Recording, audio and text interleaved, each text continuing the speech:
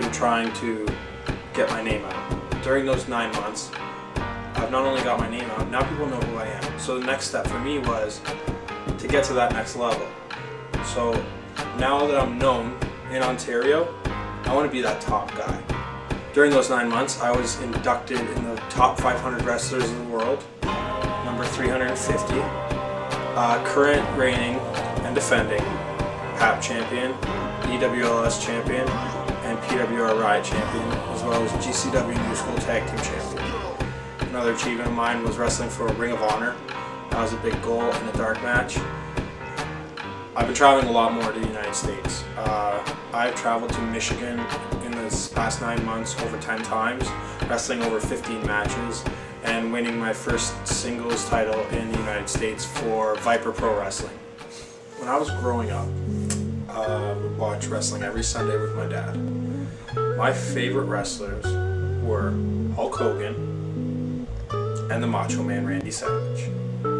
I would walk around my house with Macho Man bandana, flexing it up with the Hulkster, that was my stuffed animal, and Macho Man.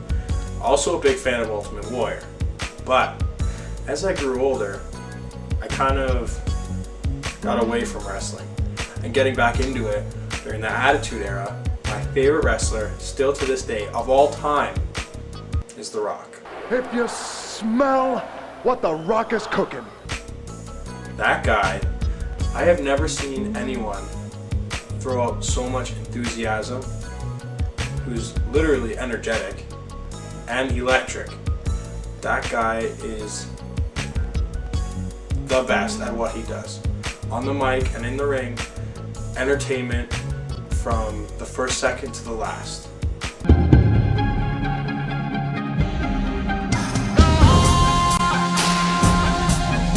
Personally, I am what I wear. If you look at my wrestling tights, what do you see on it? You see flashy colors, because I'm flashy. You see stars, because I'm a star. And you see a film reel, because I am. Not only an actor, but I'm a highlight reel on the show. Ethan Page, the character, is who Ethan Page is in real life. Who I act on the screen is who I am on the street. My ring attire, my bandana, my $30 white t-shirt, my $1,000 jeans and shoes, and my shades are who I am as a person.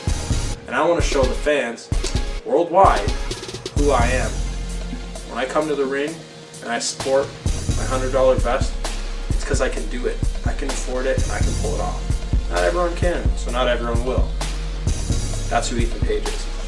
My in-ring repertoire is, without a doubt, one of the most unique in Ontario, maybe even North America.